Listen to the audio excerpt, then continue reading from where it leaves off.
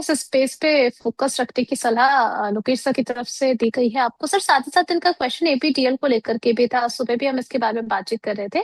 कुछ management changes हमें देखने को मिले हैं। एमडी आलोक गुप्ता की रेजिग्नेशन के बाद उनकी जगह नए मैनेजिंग डायरेक्टर बनाए गए हैं अमर सिन्हा जी।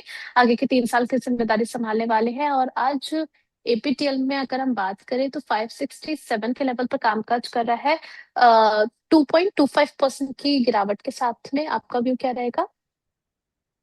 पहले किसी एक टाइम पे मैं बहुत ज्यादा बुलिश हो रहा था। जितने भी लिकर कंपनीज है उसमें आई बिलीव ये लिकर हम्म। कंपनी। एक जी। सेकंड दीजिएगा प्लीज। सॉरी। हाँ, जितने भी लिकर कंपनीज है उन सब में मैं बुलिश हो रहा था, बट पिछले 6-8 महीने में एक तो सारी कंपनीज अंडर परफॉर्म कर रहा है। दूसरा हम्म। एक चीज और जो समझ में आ रहा है, आप ज्यादा अच्छा बता पाएंगे।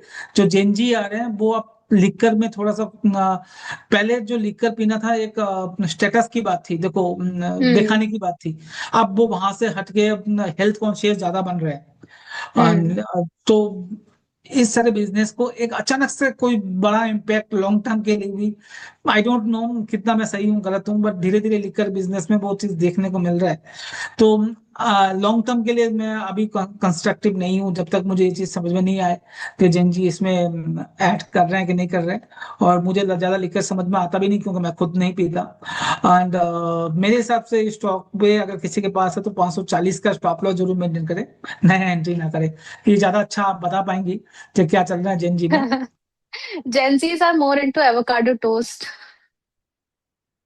एवोकाडो टोस्ट ज्यादा फेमस हो रहा है अभी जेंजीज के बीच में। चलिए आगे बढ़ चलते हैं।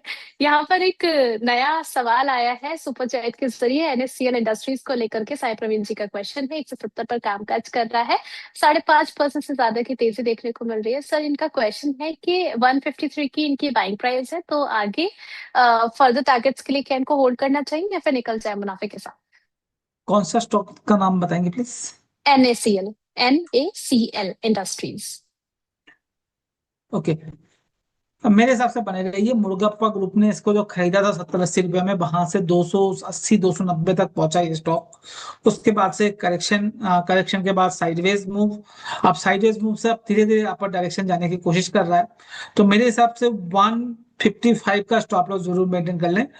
ये स्टॉक काफी अच्छा लग रहा है, फर्टिलाइजर सेक्टर से बिलोंग करता है। एक बार ये हम्म। 180 निकलेगा तो मुझे लगता है 230-240 भी जा सकता है। तो होल्ड राइट नाउ। चलिए ठीक है। अब यहाँ पर जो क्वेश्चन आया है आयुषी जी का विप्रो को लेकर के है। सर इनकी बाइंग प्राइस 209 की है और लगातार विप्रो में जिस तरीके से गिरावट देखने को मिल रही है, आज भी अगर हम देखें तो 7.5% से ज्यादा की गिरावट है। इनकी बाइंग प्राइस से फिसल चुका है काफी नीचे। क्या करना चाहिए? अभी बने रहे यहाँ पर? अब मैम विप्रो में जब पहली बार आपसे मैंने बात की थी तो मैंने हम्म। बोला था 26 साल में 3% का रिटर्न है। जब हम्म। आज बात कर रहा हूँ 26 साल में -4% का रिटर्न हो गया। दो और रिटर्न कम हो गया है।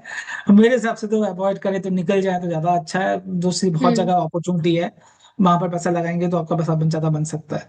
बेहतरीन कंपनी है, बट हम्म। अभी आईटी के लिए टाइम सही नहीं है। टाइम की बात है। हम्म। हो सकता है कल मैं आके बोलूं जो विप्रो खरीद लो, इन्फोसिस खरीद लो, टीसीएस खरीद लो। आज के लिए नहीं है। आईटी के लिए दिन जरा खराब चल रहे हैं। फरवरी के बाद से आईटी के लिए नक्षत्र सही नहीं है। एक करेक्ट अगला मैम। सवाल। मैम आपको करेक्ट कराऊंगा, फरवरी के बाद से नहीं, ये 2022 के बाद से ही टाइम ठीक नहीं है। अब 2022 से चार्ट देख लीजिए कोई भी आईटी कंपनी का।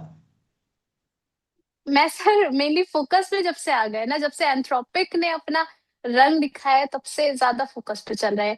एंड स्टॉक स्ट्रक्चर आप जिस तरीके से बता सकते हैं, उसके बारे में तो इम्पोर्टेंट ही है जानना। नेक्स्ट क्वेश्चन की तरफ यहाँ पर बढ़ लेते हैं। सर ये सवाल शायद मैंने आपसे पहले भी पूछा है इंडस टावर को लेकर के। इन्होंने कॉल बैक किया है। इंडस टावर में 460 की कॉल है, 8.9 9 पर इन्होंने बाय किया है। 2 दिन ऊपर आया फिर डाउन हो गया। जून की एक्सपायरी का ट्रेड है। क्या सजेशन रहेगा आपका? बहुत मुश्किल है इनका पैसा बनना। अब मैंने हम्म। उस दिन भी बताया था, 4 रुपया, हम्म। 3 रुपया 70 पैसे या 3 रुपया 80 पैसे में स्टॉप लॉस जरूर मेंटेन करें। आपको स्टॉप लॉस ऊपर ही लगाना था, आपने नहीं लगाया। मगर अब स्टॉप लॉस लगा लें अगर मार्केट बाउंस बैक होता है। और ये हुआ था बाउंस बैक, आई बिलीव 1-2 रुपये बढ़ा भी था। हम्म। अब मुझे याद नहीं है, बट निकल जाना ज्यादा सही है, बहुत दूर का कॉल हो गया। फिर भी क्योंकि अब लॉस तो पूरा ही हो चुका है, 2 रुपए ही बचा है। अब 2 रुपए, हम्म 8 रुपए का चीज 2 रुपया हो गया है।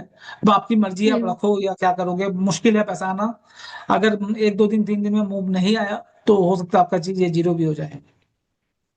चलिए ठीक है, विजय प्रकाश जी ओरियंट टेक्नोलॉजी पर आपका व्यू जानना चाह रहे हैं सर। 402 की इनकी बाइंग प्राइस है, 3 महीने तक होल्ड कर सकते हैं ये, इन्होंने अपना टाइम होराइजन बताया है। 254 पर आ चुका है सर, 3.17% की डाउनसाइड के साथ में। क्या 3 महीने इनको बने रहना चाहिए स्टॉक में?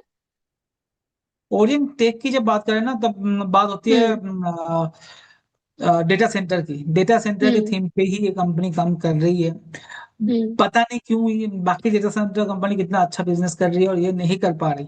और यहाँ पे हम्म। स्टॉक में तो वो मूव दिख ही रहा है। तो एक लास्ट आप अगर लगाना चाहें तो 230 का स्टॉप लॉस जरूर मेंटेन कर ले, क्योंकि कोई मूव है नहीं। किसी एक टाइम में हमने भी ये स्टॉक खरीदा था, पर्सनली मेरे पोर्टफोलियो में भी था, और हमने अपने क्लाइंट को भी दिलाया था, पर हमने 400 में निकल गए। बहुत अच्छी तरह हम्म से निकल गए, बच गए। अभी तो 250 रुपये चल रहा है, वापस कब मूव आएगा तब देखेंगे। बट हम्म। अभी तो कोई मूव एक्सपेक्टेशन नहीं दिख रहा है। और लास्ट 230 बहुत अच्छा सपोर्ट जोन है, वो तो निकल जाए तो प्लीज निकल जाइएगा। चलिए, यहाँ पर आदित्य चक्रवर्ती जी का क्वेश्चन आया है ई टू ई को लेकर के। एंट्री पॉइंट्स और टारगेट्स क्या देख रहे हैं सर ई टू ई में, अभी खरीद सकते हैं?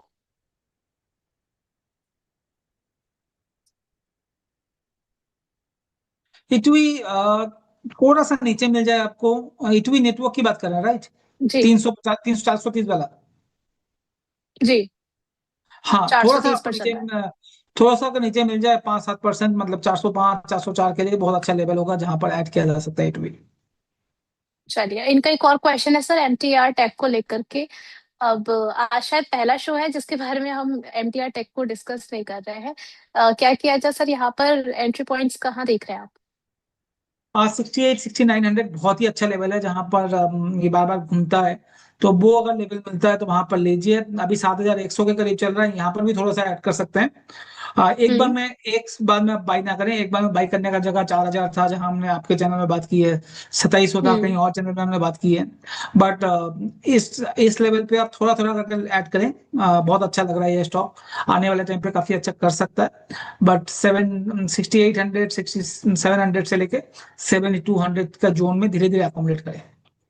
चलिए ठीक है, पोल क्वेश्चन जल्दी से देख लेते हैं। सवाल था कि अभी आपको सबसे ज्यादा पोटेंशियल किस सेक्टर में दिख रहा है, बैंकिंग, फार्मा, आईटी या फिर ऑटो? 39% वोटिंग यहाँ पर फार्मा की तरफ है, उसके बाद बैंकिंग चुना लोगों ने, then IT and at last auto रखा है। लोकेश सर, आपका व्यू कौन से सेक्टर्स पे ज्यादा बुलिश है? फार्मा, उसके बाद बैंकिंग, आईटी चौथे नंबर पर, और तीसरा कौन सा था मैम आपका? ऑटो। ऑटो। तो आईटी, ऑटो, बैंकिंग, और sorry, pharma, auto, hmm. Banking, IT. चलिए, सबसे इनिशियली जो लोगों ने, हमारे व्यूअर्स ने पिक किया है ऑप्शन, वो तो सही डायरेक्शन में जा रहा है, दैट मीन्स, क्योंकि सबसे ज्यादा वोटिंग जो है फार्मा की तरफ ही है।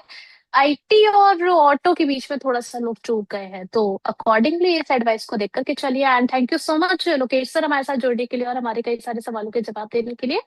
और आपकी तरफ से सर डिस्क्लेमर। जी, जो भी स्टॉक के बारे में बात की है, वो हम सेम रिकमेंडेशन अपने क्लाइंट्स को भी देते हैं। आज शायद एक आधा स्टॉक मेरे पोर्टफोलियो में है, जैसे हमने एचएफसीएल की बात की, एमटीआर की बात की। तो बायसनेस आ जाता है। तो आप अपना खुद का रिसर्च करें या अपने एडवाइजर से जरूर पूछ लें, आरआरआई से पूछ लें। उसके बाद ही बाई सेल का डिसीजन बनाएं। और दूसरा, 200 डे मूविंग एवरेज को जरूर फॉलो करें। उसके नीचे का अगर कोई स्टॉक है, अगर आप छोड़ देते हो स्टॉक को, तो 90% आपका लॉस बच सकता है। थैंक यू, चलिए, thank you thank you so ma'am. Much sir, thank you so much.